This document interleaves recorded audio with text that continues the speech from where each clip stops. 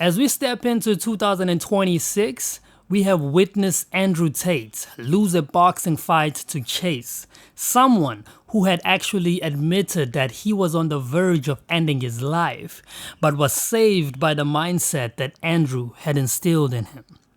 We also witnessed Jake Paul lose a fight to Joshua, but then proceeding to use his creative mindset to entertain through his understanding of the current zeitgeist, basically turning a lose into a win. Then recently we watched as South African celebrities distastefully bowing down to an American kid in a desperate attempt to self-promote instead of aiming to entertain with authentic South African experiences. Whilst at the same time we are still digesting the recent backlash of big American comedians such as Dave Chappelle, Kevin Hart, and Pete Davidson for being blinded by their greed through allowing themselves to be used to promote Saudi. But in all fairness, pertaining to this whole I Show Speed and SA influencers drama, it was mainly a problem of poor communication, because clearly Speed's team had reached out to these influencers to help curate an exciting African streaming experience, right? But somehow, it's either those plans never reached Speed or wasn't clearly communicated, or plans somehow change at the very last minute, leaving the SA guys looking stupid. But nevertheless, this is a perfect example of how important public narratives are and how you need to have a sharp chess grandmaster mindset to quickly pick up on such things so that you can be able to quickly spin it into your own benefit, just like Jake Paul. Now, I know Nota will pull it off. Somehow he's gonna figure out how to spin this. These are all smart people, by the way, which is why this serves to highlight that we have entered a period at which the next level of smartness, next level of thinking needs to be developed if we are serious about fighting for our freedom and bettering the well-being of our people. When it comes to the types of smartness, you will commonly hear people speak of being book smart and being street smart, with being street smart being commonly perceived as being superior to being book smart. Now, being book smart is sort of self-explanatory, which is having lots of knowledge from reading and studying, aka academic intelligence, but often lacking practical real-world experience or common sense.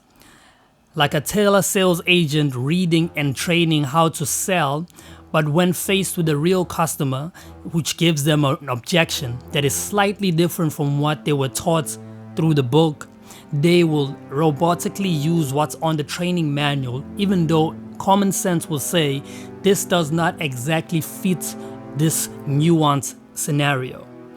Now, being street smart is commonly defined as having practical knowledge and common sense to navigate the real world situations, especially in urban environments, by understanding social cues, assessing risk, and making quick adaptable decisions. However, we are living in times where common sense is no longer common anymore. You may meet a male who identified as being a woman. I mean, what is real world when most of our lives are now taking place on social media platforms, in such a way that you may come across people within the real world who sometimes verbally say lol whilst giggling instead of actually laughing out loud. You probably have seen that a couple of times, right? Plus, we are gradually moving towards a space where physical money, aka real money, will be a thing of the past. So clearly, these two labels or forms of smartness are no longer sufficient in covering all aspects of smartness at this current stage. I mean, it's always been that way, but now we are sort of really getting the grasp of that. Now, bear in mind, both options can lead to success. However, a human who is mainly book smart and lacking the street smarts to build their own company may end up working for a street smart individual. On the same breath, a person who is mainly street smart and lacking in being book smart may find themselves struggling to obtain a major scale or may be taken advantage of by those with deep understanding of the law, which is book smart. Obviously, both types of humans can hire people to handle the fields that they are weak at.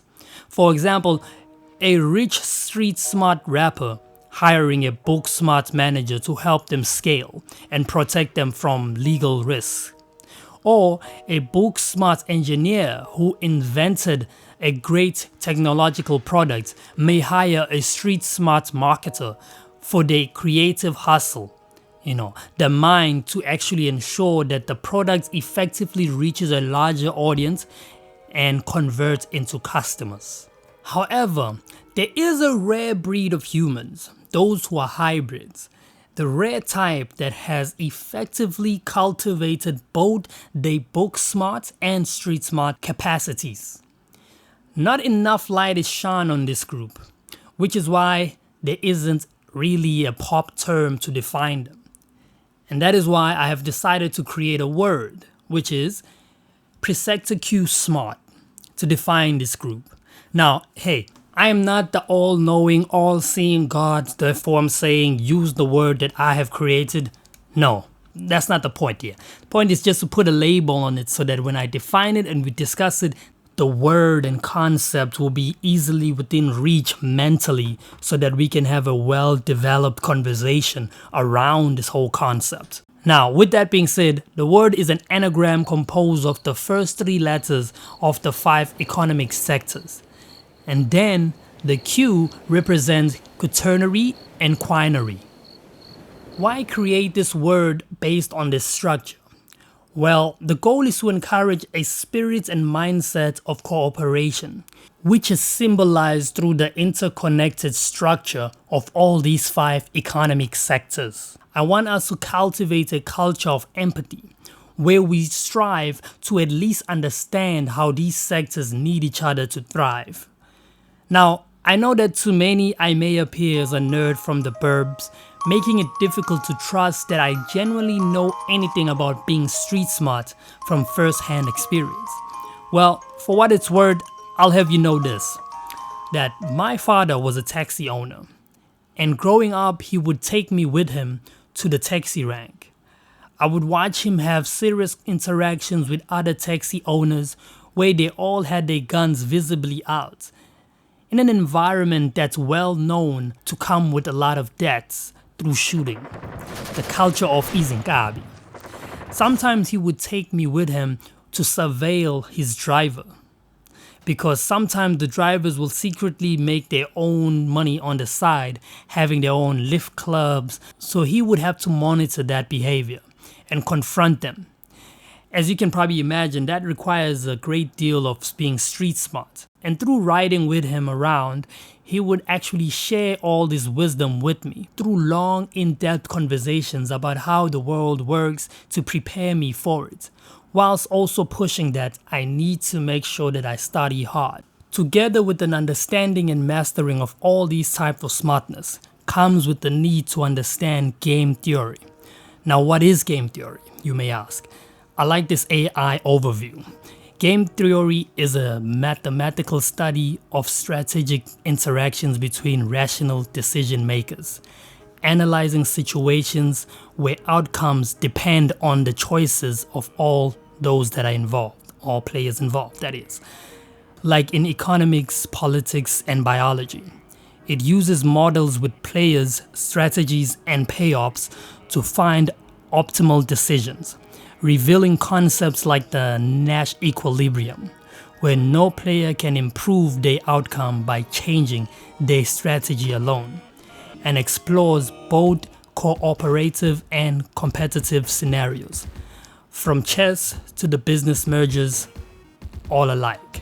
In short, the whole point of this is to help you see the world as a chess game and then provide you with the tools to help you in becoming a grandmaster. I'll give you 2 examples of these to hopefully tune your mind into seeing the world from this point of view. Zhuang Zhuang. Definition: A situation where a player is forced to make a move, but any legal move they make worsens their position, often leading to a loss. Example of this will be a beautiful lady telling you that she's only into ambitious businessmen who are always available to spend quality time whenever she wants. Those qualities are in some extent contradictive, which means if you focus on one, you will fall short on the other. And if you focus on both, you fall short on both. Solution for this will be you're better off aiming to be rich, because unfortunately the society that we live in is structured now in such a way that a rich man's 10 minutes is worth more than a poor man's 30 minutes. Prisoner's dilemma. Definition: a situation in which two entities can gain important benefits by cooperating or suffer by failing to do so, but find it difficult or expensive to coordinate their choices. Example: two members of a criminal gang are arrested and imprisoned. Each prisoner is in a solitary confinement, with no means of speaking or exchanging messages with the other. The police admit that they don't have enough evidence to convict the pair on the principal charge. They plan to sentence both to a year in prison on a lesser charge. Simultaneously, the police offer each prisoner a deal with the devil, aka Faustian bargain. If he testifies against his partner, he will go free, whilst the partner will get 3 years in prison on the main charge. But, and there's a big juicy Nicki Minaj but on this, which is, if both prisoners testify against each other, both will be sentenced to 2 years in jail.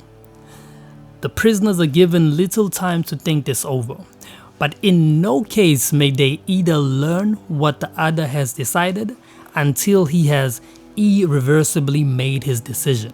Each is informed that the other prisoner is being offered the very same deal. Each prisoner is concerned with his own welfare, with minimizing his own prison sentence. This leads to 3 different possible outcomes for prisoner A and B. I'll say prisoner A, Young Thug, prisoner B, Gunna. Now, 1. If Young Thug and Gunna both remain silent, they will each serve 1 year in prison. Option 2. If Gunna testifies against Young Thug, but then Young Thug doesn't, then Gunna will be set free while Young Thug would serve 3 years in prison. And then 3, the last option. If Young Thug and Gunna testifies against each other, they will each serve 2 years in prison. Solution: present yourself in a manner that builds trust and devotion by making promises you know you can keep, and setting people up to be in situations where they need help, and then be the lifesaver to come in and save them. For people care for those who care for them also. However, it's not enough just to be trusted and loved. You also need to be feared. So let there be cases where you make an example of a person who tried to cross you, so that if ever a person is faced with a case where they are presented with an option to snitch on you to save themselves, they will think twice before they do so. So basically, build a character of integrity. In closing, I would just like to point out that with my previous video where I was discussing how I have 100,000 cash saved, instead of making this video be this informative, I could have went with the other direction, where I make a voiceover talking about how I have just moved into this beautiful beach apartment and make multiple videos with wearing different clothes to post for different days, with an understanding that people are more willing to listen and trust people with money more than listening to a regular Joe with no dough. But I'm not interested in faking who I am for clout. In fact, I did not even pay a single cent to be here. A friend of mine had booked this place and then changed their minds on the last minute. And then he asked me if I would want to go there with my girlfriend. Told him that I don't have a girlfriend, but I will go there alone for the experience. And you know what? I actually had an amazing time there. So if you want an actual review of the whole place, just let me know in the comment section and I shall get on that. Thank you for watching. Peace out.